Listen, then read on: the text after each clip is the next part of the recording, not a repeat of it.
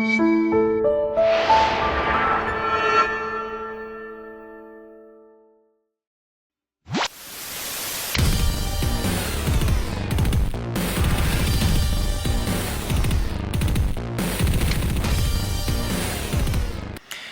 everybody, it's Rasco here to talk about the newest episode of The Flash, Season 2, Episode 19. The title of this episode was Back to Normal. So, after last episode, I kind of had to reevaluate my opinion on this entire season. Last episode, the more I thought about it, really hurt the season overall. So, going into this episode, I was just like, I don't think that they can really salvage what they've done. I think they've kind of ruined this season. At least they've made it so it's going to be really hard to make me buy whatever happens in the end. As we know, Barry no longer has his powers, and he's pretty much just like a normal guy. And I honestly have to say, if we're going to talk about the things that I actually liked in this episode, I liked Barry in the opening, in like the pre-title sequence where we're just, like before the title pops up. Just that, with seeing Barry be normal again, that was kind of humorous, and I thought that was well directed, but that's pretty much all I liked. Everything else in this episode I don't think works very well, and I think a lot of this episode was completely pointless, and this is maybe the most, just obviously pointless episode that we've had so far in this season, or at least in a while. So, for starters, we see that Jay has captured Caitlin on Earth 2, and this is one of the most annoying things ever, is when, and this happens in so many different shows and movies, where a villain will leave somebody that he has captured, but he'll leave them unrestrained so they can, if they wanted to, create a way to escape, and that's pretty much what happens in this episode. So Caitlin is left alone in Zoom's lair by Zoom, and this makes no sense. One, Jay is like, "Oh, I know you'll love me again someday, Caitlin," and it's like, why on earth would she ever like you again, Jay? You betrayed everyone, and you suck. Why would Caitlin want it for any reason at all? Why would Caitlin ever come to like you again, Jay? You suck. You're not a good guy. I don't know why he randomly thinks that Caitlin will somehow come to like him again. He's done nothing to earn back her trust or respect, so I don't know. And even though he should know this. He should know that she's not trustworthy to him because she doesn't like him. She's not on his side. So why would he leave her unrestrained in his lair? He has to know the only thing that anyone in her position would do is try to escape. And that's exactly what she tries to do. The most irritating thing, though, with this whole Caitlin trying to escape Zoom's lair is that in the end, it's pretty much pointless. We learned nothing, really. All we saw was, the only thing you can kind of say happened was Caitlin learned of the guy with the mask's existence. But we already knew that there was a guy with a mask on. We learned nothing new about that guy other than now Caitlin knows about that guy. Caitlin meets her doppelganger, she meets Killer Frost, and Killer Frost gets killed.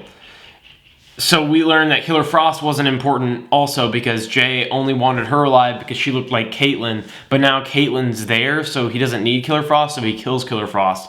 So now the entire, that entire plot is, if it had not happened, the next episode could pick up and we'd literally be almost in the exact same place.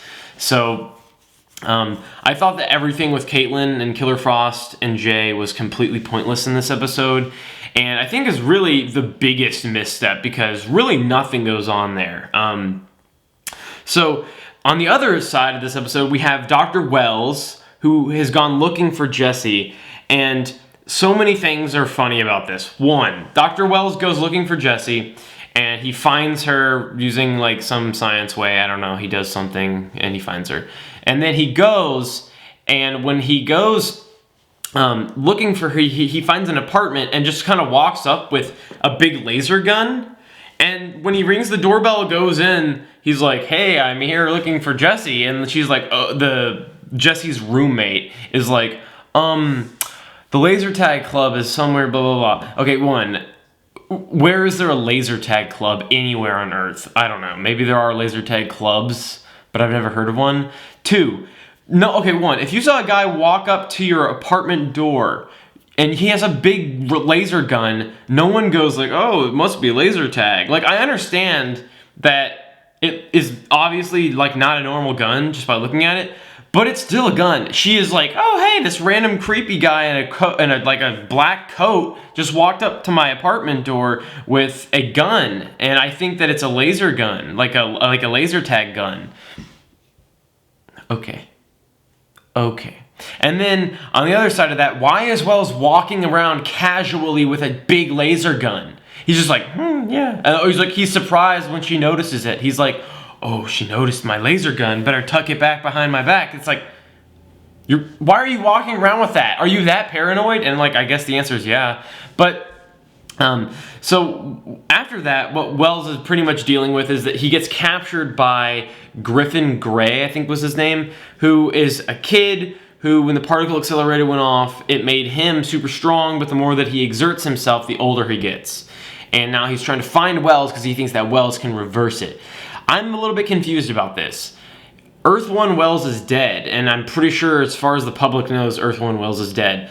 So I'm confused as to how on earth this kid thought it was a good idea to start searching for a dead guy, because for all he knows, Earth 1 Wells is dead. He shouldn't even know that there is an Earth 2 Wells.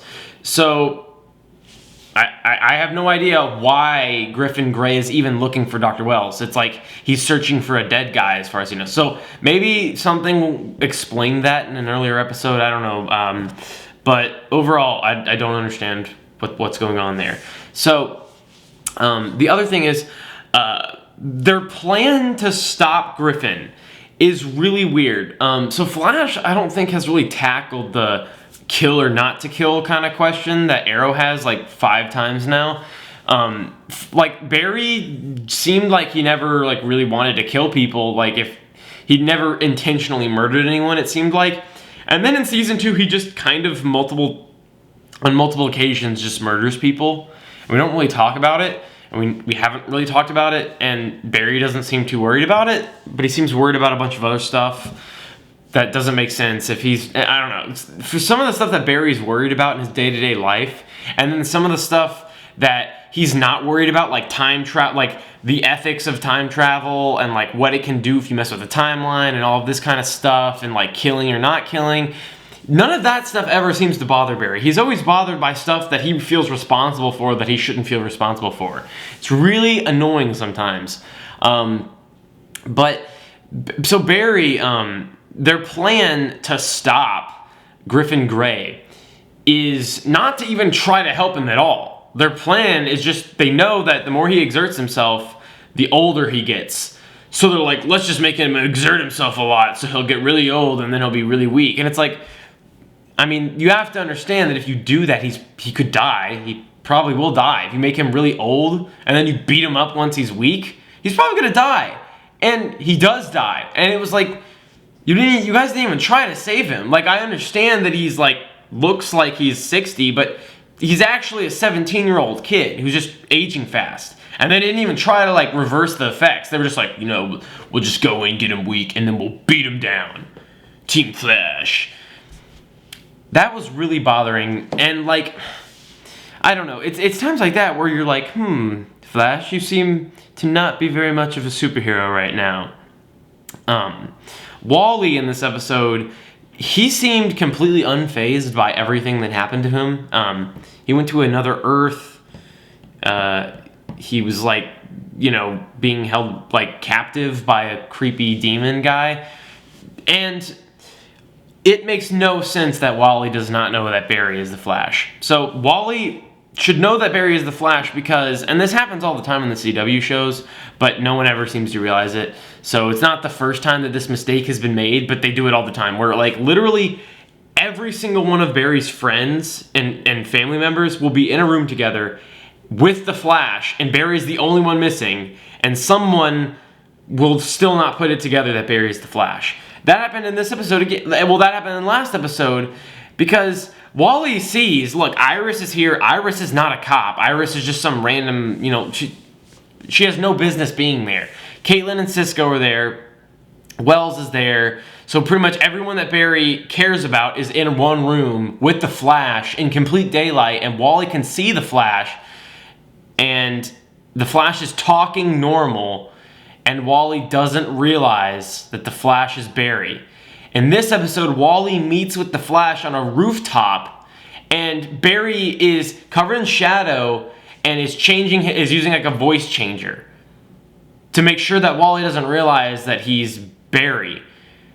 How did Wally not realize it in the previous episode when Barry had none of those things to disguise himself? I don't know. So overall, none of that works. Pretty much everything in this episode was either completely superfluous or just doesn't really matter. Especially now, it also makes it pointless that Jessie left when she did, because she pretty much left, wasn't in a few episodes, Dr. Wells goes looking for her, and then she comes back, and what really doesn't make sense about that, and I guess it makes sense, but it was completely pointless, because it really did nothing. She didn't have to leave for this episode to happen. I guess you could say that, the only thing that her leaving did was it kind of set up this episode, but it really didn't do anything. She's back now. Nothing has really changed. And I don't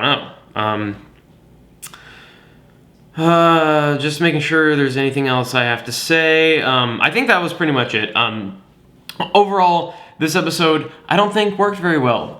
It just seemed as if last episode, Flash really messed itself up. I don't know. It seems like somewhere along the line they just completely lost whatever ideas they had to tie up this season with. Overall, I don't think this was a very good episode. I don't know if it was worse than last week's episode, but it was definitely less eventful, less important, and just, we didn't need it at all. So, sorry, that was kind of redundant. But overall, what did you guys think of this? Leave it down in the comments. I want to hear what you guys have to say. I'll see you guys on the next one of these. Peace out.